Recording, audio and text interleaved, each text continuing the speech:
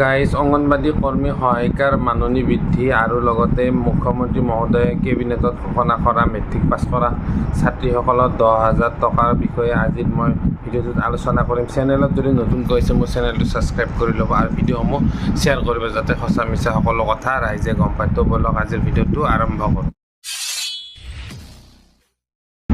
নমস্কাৰ গাইজ, মই মোৰ ইউটিউব চেনেল নিউডিম ব্লগলৈ আপোনালোকক স্বাগতম জনাইছোঁ। গাইজ মুখ্যমন্ত্ৰী মহোদয়ে ইতিমধ্যে কেবিনেটত ঘোষণা কৰিলে যে মেট্ৰিক পাছ কৰা ছাত্ৰীসকলক বছৰি 10,000 টকাকৈ দিব, মানে 10টা কিস্তিত পইচাটো দিয়া হ'ব, 1,000 টকাকৈ মাহিলী পাব। আৰু লগতে হায়াৰ ছেকেণ্ডেৰী পাছ কৰা BA যিসকলে স্নাতকত এডমিশ্যন ল'ব, সেই অকল ছোৱালীৰ কথাই কৈছোঁ মই, এই ছোৱালীসকলে পাব 1,250 টকাকৈ মাহত, তেওঁলোকেও পাব 10টা কিস্তি, টোটেল পইচা পাব 12,500। আৰু লগতে এম এত এডমিশ্যন লোৱা ছাত্ৰীসকলক মানে মাহিলী 2,500 টকা কৰি 10টা কিস্তি পাব, টোটেল পইচা পাব 25,000।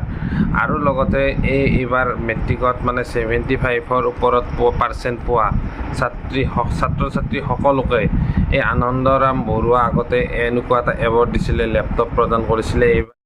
এই আনন্দৰাম বৰুৱা এৱাৰ্ড আগতে মেট্ৰিকত ফাৰ্ষ্ট ডিভিশ্যন পালে মানে লেপটপ দিছিলে। এইবাৰ 10,000 টকাকৈ এই এককালীন সাহাৰ্য চৰকাৰে দিব বুলি ঘোষণা কৰিলে। কিন্তু গাইজ এই অংগনবাদী সহায়িকা কৰ্মীসকলৰ মানে কোনো ধৰণৰ ইতিমধ্যে দৰমহা বৃদ্ধিৰ ক্ষেত্ৰত চৰকাৰে কোনো ধৰণৰ একো সিদ্ধান্ত লোৱা নাই।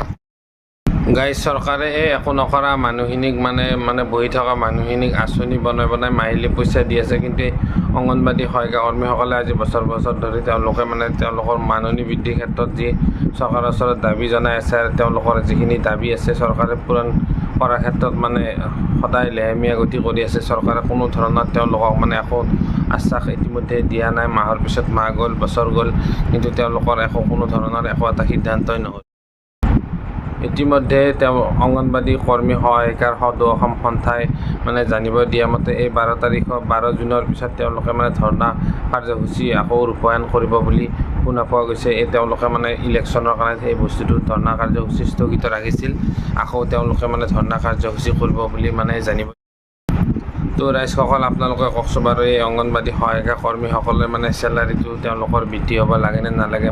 কাম নকৰা মানুহবিলাকক চৰকাৰে আঁচনি দি আছে, কিন্তু এই কাম কৰা মানুহখিনিক এতিয়ালৈ কোনো ধৰণৰ ভালদৰে দৰমহা দিব পৰা নাই। এই মানুহখিনি দৰমহাটো বৃদ্ধি হ'ব লাগে নে নালাগে? আপোনালোকে প্লিজ কমেণ্ট কৰি জনাব। ভিডিঅ'টো যদি ভাল লাগিছে তেন্তে লাইক কমেণ্ট কৰক আৰু চেনেলটো ছাবস্ক্ৰাইব কৰিবলৈ নাপাহৰিব। আজিলৈ ভিডিঅ'টো মই ইমানতে সমাপ্ত কৰিছোঁ। তো গাইজ আজিলৈ বাই, গতিকে চাই থাকিব নিউডিম ব্লগ।